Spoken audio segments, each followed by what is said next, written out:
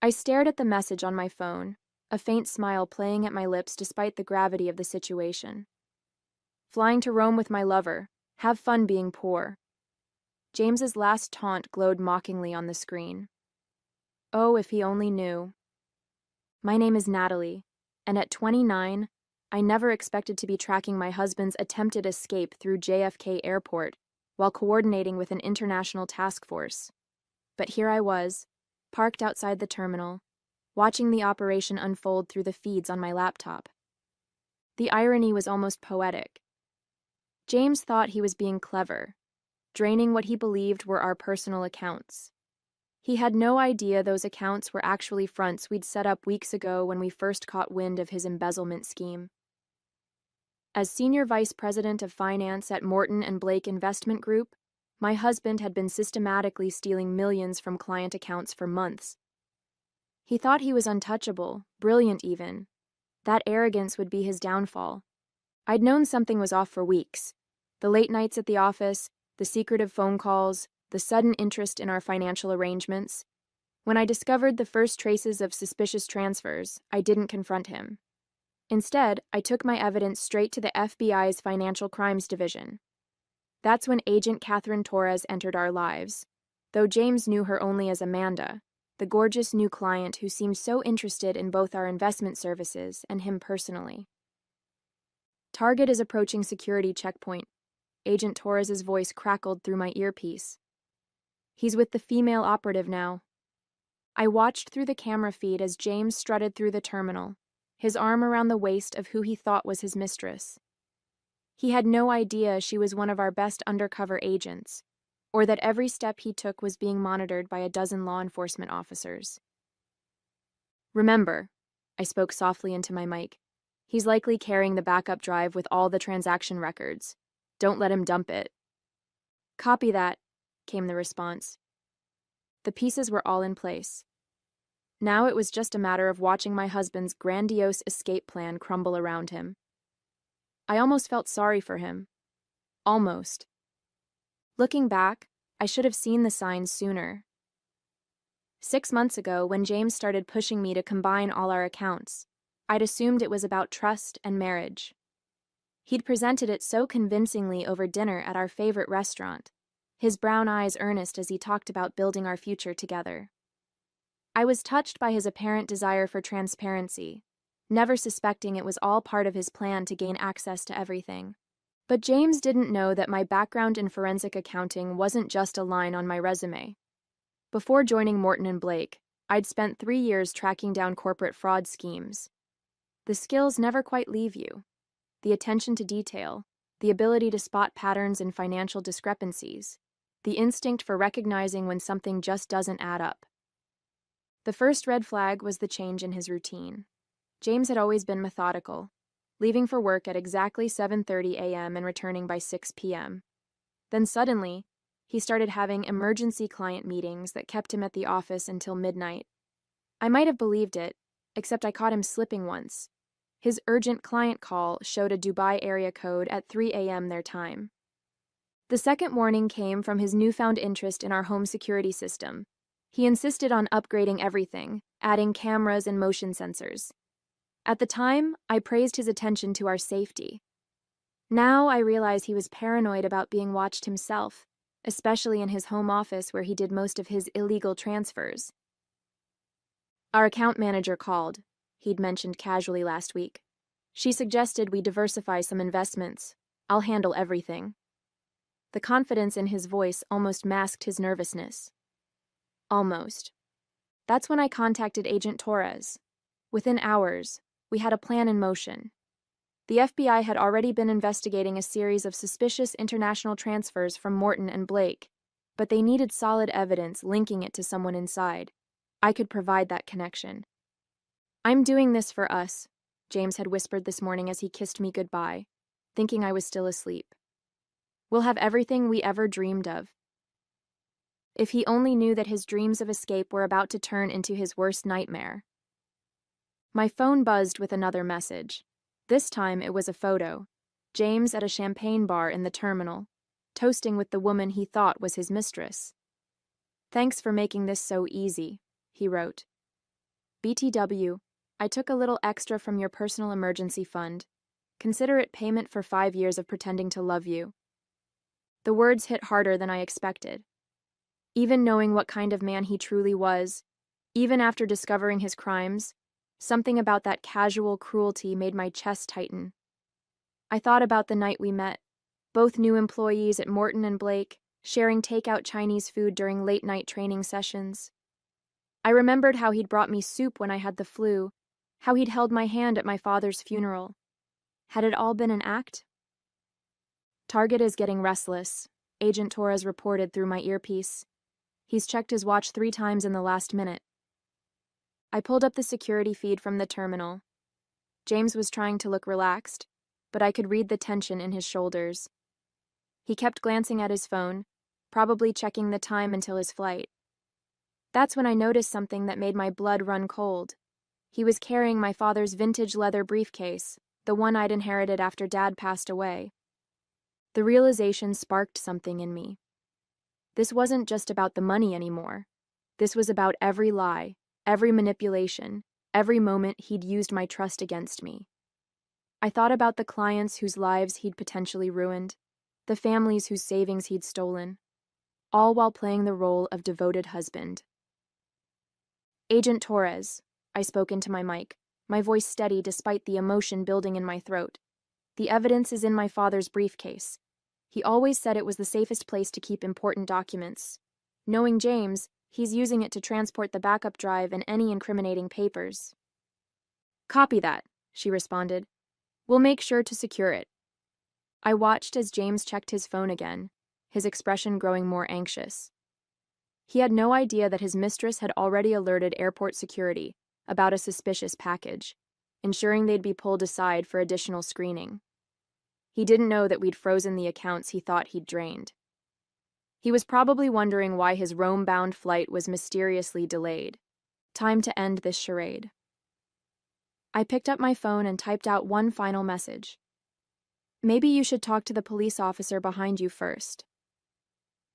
Through the security camera feed, I watched James's face transform as he read my message. His confident smirk faltered, replaced by a flash of panic as he spun around. The police officer wasn't actually behind him, not yet, but his reaction told me everything I needed to know. He was guilty, and he knew he was in trouble. All units in position, Agent Torres's voice crackled in my earpiece. We've got eyes on all exits. James was moving now, walking briskly toward the international terminal, my father's briefcase clutched tightly against his chest. His mistress kept pace beside him, one hand casually resting on his arm. I knew she was making sure he couldn't bolt. My phone rang, a number I didn't recognize. I answered, keeping my eyes fixed on the security feed. Your little game stops now, James's voice was cold, controlled. I've got copies of every transaction you've ever signed off on. If I go down, you're coming with me. I felt a chill run down my spine. He was bluffing. He had to be. I'd been careful, documenting everything since I first suspected his scheme. But there was something in his voice that made me uneasy. Really? I kept my voice steady. And what transactions would those be? Don't play innocent, Natalie. Those offshore accounts? The shell companies? I've got proof you were involved from the beginning. Who do you think they'll believe? The devoted husband trying to protect his wife's interests, or the scorned woman seeking revenge? My heart raced. He was trying to twist this around, make me look like the guilty one. Classic James, always manipulating the situation to his advantage. But he'd made one crucial mistake. Interesting theory, I replied. Have you shared this evidence with Amanda? There was a pause. Through the camera feed, I saw him glance at the woman beside him. What does she have to do with this? Everything. I allowed myself a small smile. You see, Agent Torres has been very interested in hearing about those offshore accounts. The color drained from his face. On the screen, I watched him take a step back from his companion, realization dawning in his eyes. But it was too late. In one fluid motion, she had his arm behind his back. James Anderson, you're under arrest for embezzlement and corporate fraud, she announced, her voice carrying across the terminal as other agents moved in. But then something happened that I hadn't expected. James started laughing. "Oh, Natalie," he said into the phone, his voice full of mockery despite his position. "You really think this is over? Check your email. I just sent you something interesting from the corporate server. Turns out your father wasn't as clean as you thought he was." The phone slipped in my suddenly sweaty palm. With trembling fingers, I opened my email. There it was, a folder labeled Thomas Bennett Project Files. My father's name. I clicked it open and my world shifted beneath my feet. The documents filled my screen. Transaction records, emails, meeting minutes, all dating back to when my father was CFO at Morton and Blake 15 years ago. My hands shook as I scrolled through them. Project files showed systematic manipulation of accounts, carefully hidden beneath layers of legitimate transactions. The pattern was familiar, because it was the exact same method James had been using. "Natalie?" Agent Torres's voice cut through my haze. "We've got him secured, but he's demanding to speak with his lawyer before—" "He knew," I interrupted, my voice barely a whisper. "All this time, James knew about my father's involvement. That's why he chose me. That's why he pushed so hard to work at Morton and Blake." Through the terminal's security feed, I could see James being led away by agents, that smug smile still playing on his lips. He'd known this moment was coming. Even in handcuffs, he had an ace up his sleeve. "Your father's case was before my time," Agent Torres said cautiously. "What exactly are we looking at?" I quickly forwarded her the files. James didn't create this embezzlement scheme. He found my father's old blueprint and expanded on it.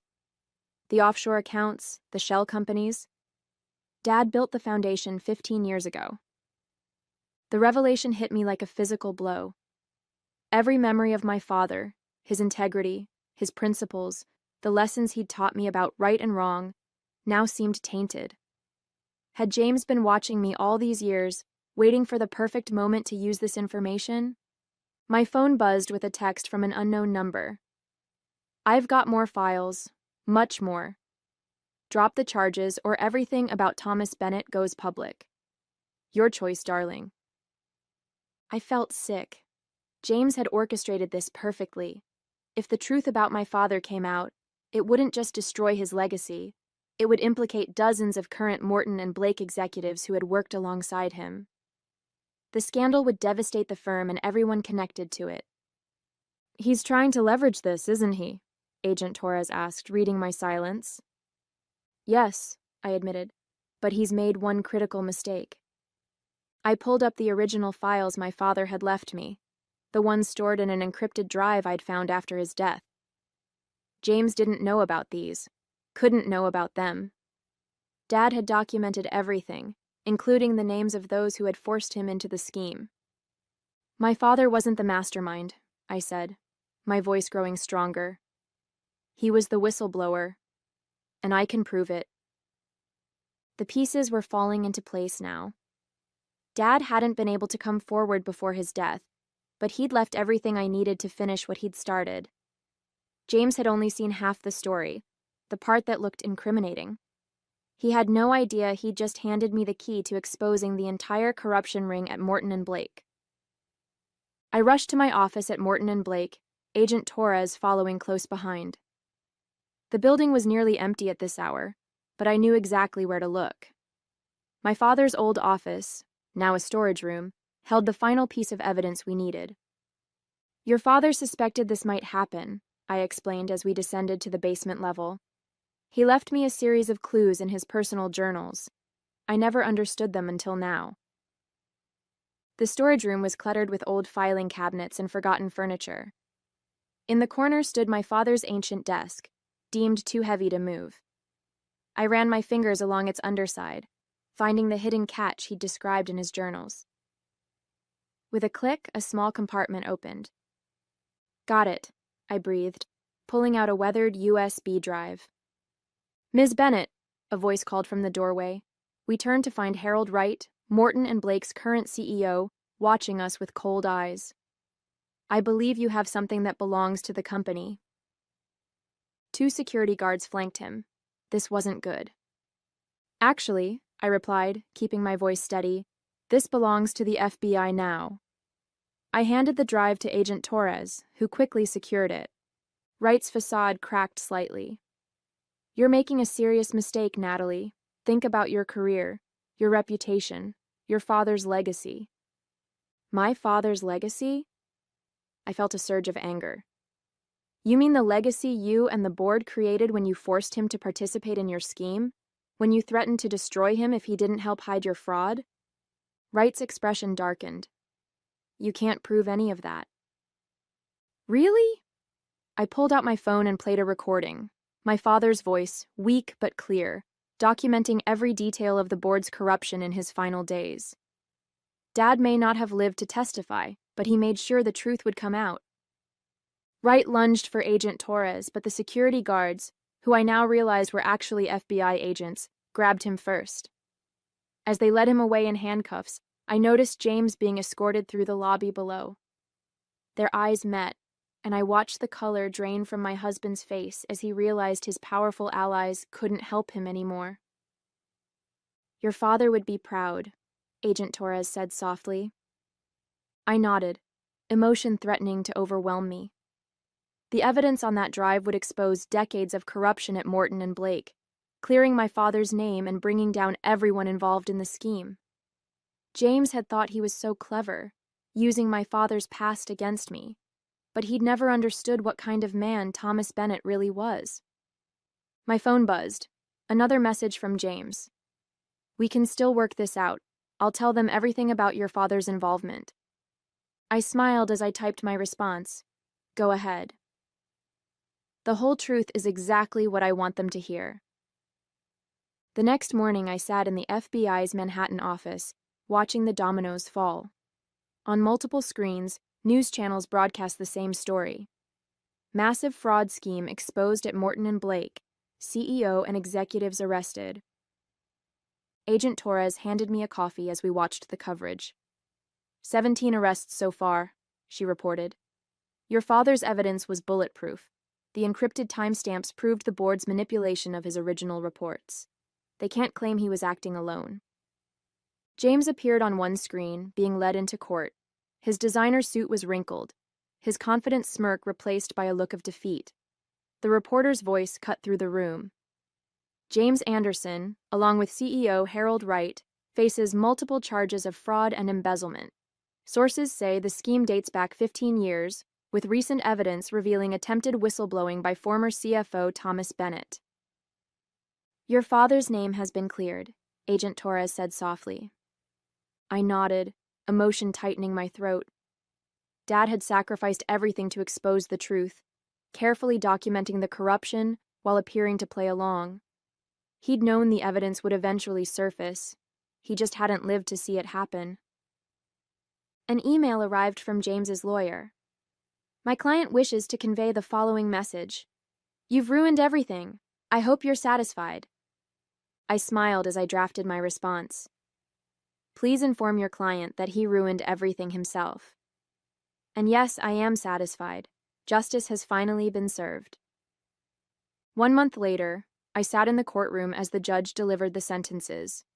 James's face remained emotionless as he heard the verdict. 20 years for corporate fraud, embezzlement, and attempted flight to avoid prosecution. Harold Wright and the other executives received similar sentences. The corruption at Morton and Blake had been completely exposed, and the firm was undergoing a total restructuring under new leadership. The federal investigation had recovered most of the stolen funds. The money would be returned to the affected clients, along with compensation from the firm's insurance. My father's detailed records had made this possible, his final gift to the people he'd tried to protect. After the sentencing, Agent Torres approached me with an unexpected offer. The FBI's Financial Crimes Division could use someone with your skills, she said. Someone who understands how these schemes work from the inside. Would you be interested in consulting for us? I thought about my father, about how he'd fought to expose the truth while protecting his family. I thought about all the other companies where similar frauds might be happening, other families who might be suffering. Yes, I replied. I would. As I left the courthouse, I felt lighter than I had in months. My father's name had been cleared, justice had been served, and I had found a new purpose. Sometimes the best revenge isn't about getting even. It's about making sure the truth finally comes to light.